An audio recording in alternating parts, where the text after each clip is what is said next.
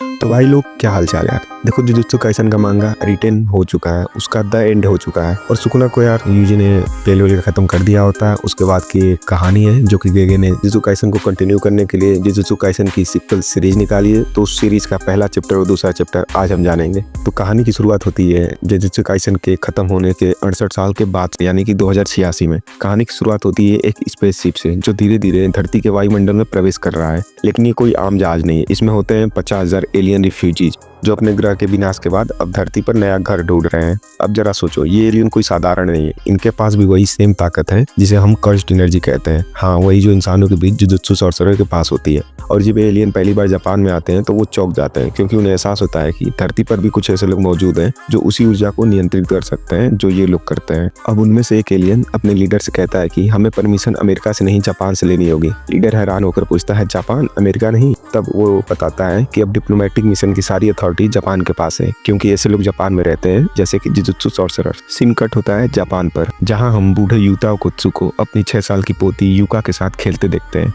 अब मिलिए कहानी के दो नए हीरोज से, युका ओकोत्सु और सुजुकी ओकोत्सु। और सुनो, ये कोई रैंडम नाम नहीं है, ये दोनों यूता ओकोत्सु के पोता पोती हैं और उनकी नानी है माकी जेनी।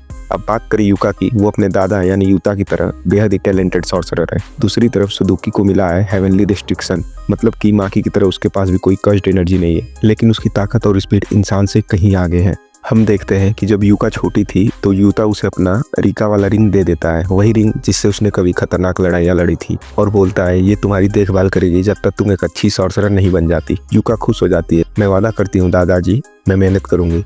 लेकिन 4 साल बाद यूता की मौत हो जाती है। 10 साल की युका अपने दादाजी के कॉफिन के पास बैठकर रो रही होती है और बोलती है, मैं वादा करती हूँ दादाजी, मैं आपकी तरह स्ट्रांग बनूंगी। अब उसकी माँ रिंग मांगती है और बोलती है, ये रिंग को जो क्लेम की है और इसे तो मेरे भाई सुरुगी को दी जाएगी।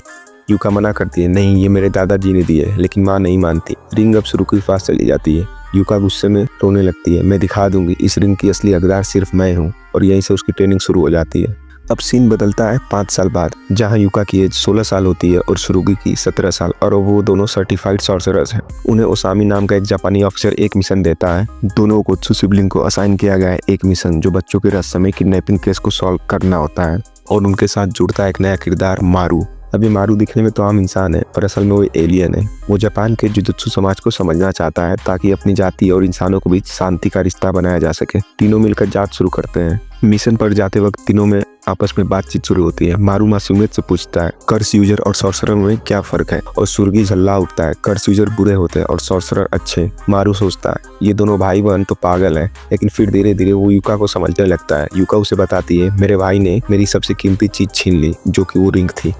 मारू कहता है, तो चलो इस मिशन को पूरा करके सबको दिखा देते हैं कि उस रिंग की असली हकदार तुम हो। और युका मुस्कुराती है, डील। मिशन के दौरान उन्हें पता चलता है कि बच्चों को फंसाने के लिए बैरियर टेक्निक का इस्तेमाल हो रहा है। उस रास्ते पर एक कर्स लगा होता है जो लोगों को एक ही डायरेक्शन में ले जाता है और वहीं बैरियर एक्टिवेट हो जाता है। सीन काफी इंटेंस होता है। तभी एक बच्चा दौड़ते हुए उसे ट्रैप में चला जाता है और अचानक एक विशाल हाथ निकलकर उसे पकड़ लेता है। सुर्गी तुरंत कटाना निकालकर अंदर कूद जाता है। युका भी उसके पीछे जाती है, लेकिन सिर्फ सुर्गी ही गायब होता है। युका बोलती है, ये बैरियर उन पर ही अटैक करता है जिनमें कर्स्ट एनर्जी बहुत ही कम होती है। मारू पूछता है, तो तुम्हारे भाई के अंदर नहीं है? युका बताती है, नहीं, वो माकी की तरह है। अब युका और मारू को सुरुगी को ढूंढना है। मारू कहता है, मेरे पास एक तरीका है, मैं उन चीजों का पता लगा सकता हूँ जो एक दूसरे के साथ हार्मोनिक रेजोनेंस में है, मतलब वो युका की एनर्जी से उसके भाई तक पहुंच सकता है। उधर सुजुकी किडनैपर के कब्जे में है। किडनैपर बताता है कि मुझे पता है एलियंस धरती पर आ चुके हैं, सरकार इसे एक स्पेशल ग्रेड इंसिडेंट मान रही है, वैसे ही जैसे 68 साल पहले र्योमन सुकुना का हुआ था।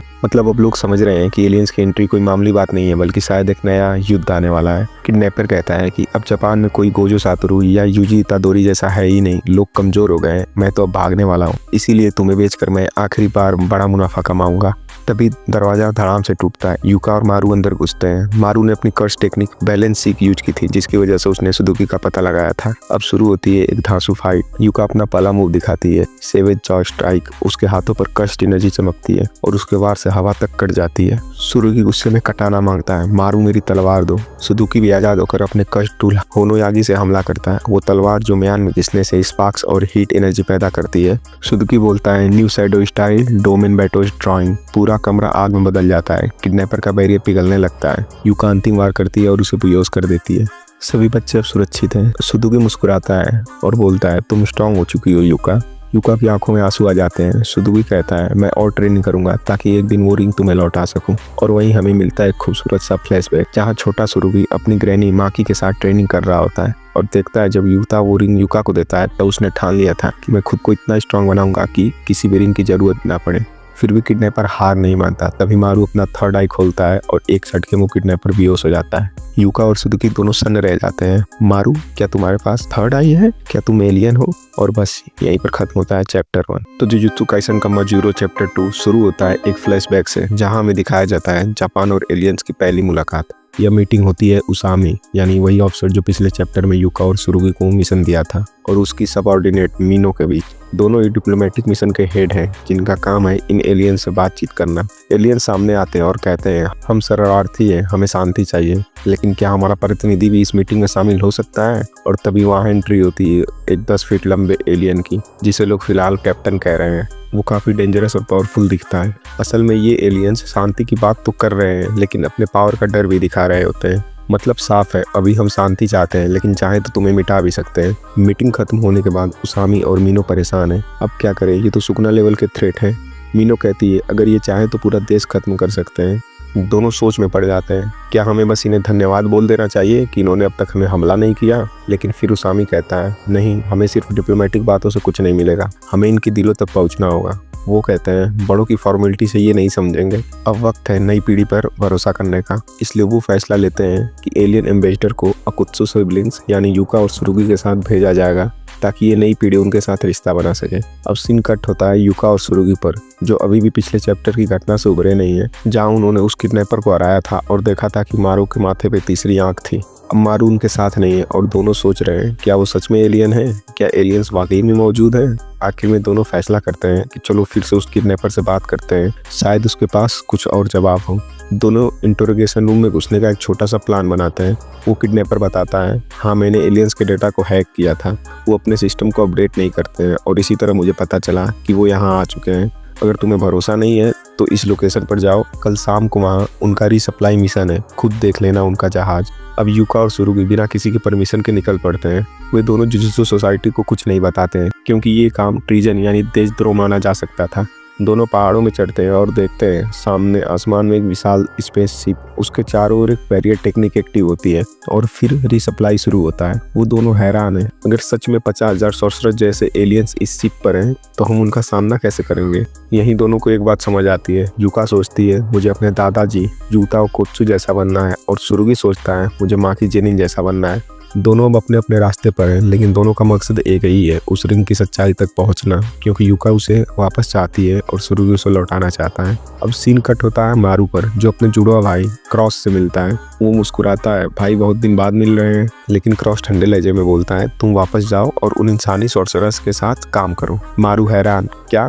लेकिन हमने देखा कि इंसानों में भी अच्छाई है। क्रॉस कहता है ये तुम्हारा फैसला नहीं है, अभी बहुत से लोग हैं जो युद्ध का रास्ता चुनना चाहते हैं। मारू बोलता है नहीं, हमें साथ रहना चाहिए, लड़ना नहीं चाहिए। क्रॉस जवाब देता है तुम्हारी सोच अच्छी है लेकिन अब जाओ और सबूत लाओ। मारू पूछता है तो तुम वापस शिप पे जा रहे हो? क्रॉस बोलता है नहीं, मेरा अपना काम है। मारू बोलता है चलो फिर सुबह का ब्रेकफास्ट साथ में करते हैं। क्रॉस बिना देखे कहता है मैं बिजी हूँ। और आखिर में एक शानदार सीन आता है जहाँ सुरुगी की मुलाकात होती है क्रॉस से, लेकिन वो समझता है कि वो मारू है। वो हंसकर कहता है अरे मारू, तू यहाँ क्या कर रहा है? क्रॉस पलट कर कहता है चुप रहो, मुझसे बात मत करो, और अगले ही पल गायब हो जाता है। सुरुगी हक्का बक्का रह जाता है, ये बंदा आखिर है कौन। और यहीं खत्म होता है जुजुत्सु काइसन मजूरो चैप्टर 2। तो चैनल पे नए हो तो वीडियो को लाइक और चैनल को सब्सक्राइब करो यार। बाकी मिलते हैं अगले वीडियो में, तब तक के लिए धन्यवाद।